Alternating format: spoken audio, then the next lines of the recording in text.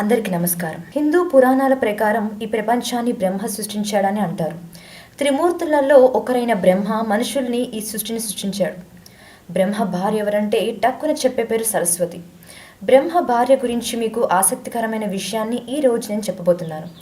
చదువుల దేవతగా అందరికీ తెలిసిన బ్రహ్మ భార్య సరస్వతి నిజానికి బ్రహ్మ సొంత కూతురే అంట. నమ్ముతారా? సరస్వతి బ్రహ్మ కూతురేంటి అనుకుంటున్నారా? కానీ అది నిజం. బ్రహ్మ కూతురైన సరస్వతిని ఆయన వివాహం చేసుకున్నారని ఈ కాలంలో చాలా తక్కువ మందికి తెలుసు. సొంత కూతురు సరస్వతిని బ్రహ్మ ఎందుకు వివాహం చేసుకున్నారు? ఆ ప్రశ్నకు సమాధానం ఇప్పుడు చూద్దాం. బ్రహ్మకు 5 తలలు ఎలా వచ్చాయి? బ్రహ్మ సరస్వతిలో పెళ్లి కథలు కూడా తెలుసుకుందాం.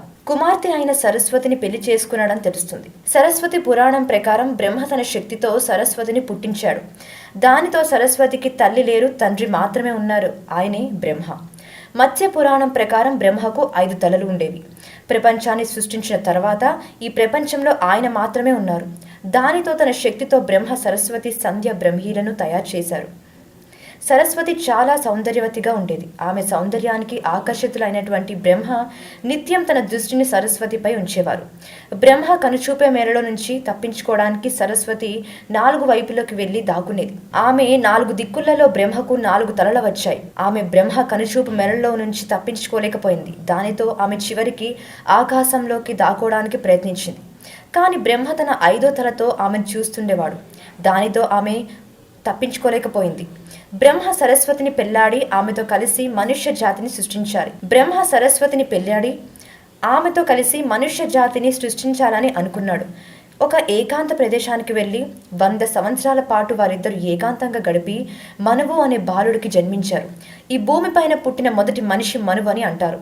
వేదాలు, సనాతన ధర్మాలు, సంస్కృతం భాష వంటి ఎన్నో విషయాలకి మనువు జనకుడని చెప్తుంటారు. ఇలా మనుష్య జాతిని సృష్టించడానికి తన కూతురైన సరస్వతిని బ్రహ్మ వివాహం చేసుకున్నారని చెప్తుంటారు.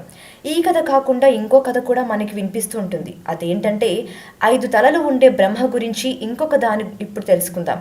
తాను ఎటువైపు ఉన్నా తనని వెంటాడుతున్న బ్రహ్మని చూసి భయపడిపోయిన సరస్వతి శివుడి దగ్గరికి వెళ్ళి బ్రహ్మ తనని వెంటాడుతున్నాడని, బ్రహ్మ నుండి తనని కాపాడమని కోరిందట. బ్రహ్మ చర్యలకు ఆగ్రహించిన శివుడు బ్రహ్మ యొక్క 5వ తల నరికివేశాడట. ఆనాటి నుండి బ్రహ్మ 4 తలలతోనే ఉన్నాడట. అంతేకాకుండా బ్రహ్మ చేసిన పనికి ఆయన సృష్టికర్త అయినప్పటికీ కూడా ఆయన ఎక్కడ పూజించారని కూడా చెప్తుంటారు. అందుకే త్రిమూర్తులలో శివునికి, విష్ణువుకి దేవాలయాలు ఉన్నాయి, కానీ బ్రహ్మకు దేవాలయం లేదు. ఇది బ్రహ్మ కథ. ఈ వీడియో కనుక మీకు నచ్చినట్లయితే లైక్ చేయండి, షేర్ చేయండి, సబ్స్క్రైబ్ చేయండి. మరిన్ని ఇంట్రెస్టింగ్ అప్డేట్స్ కోసం మా శ్రీ భక్తి ఛానల్ని ఫాలో అవ్వండి.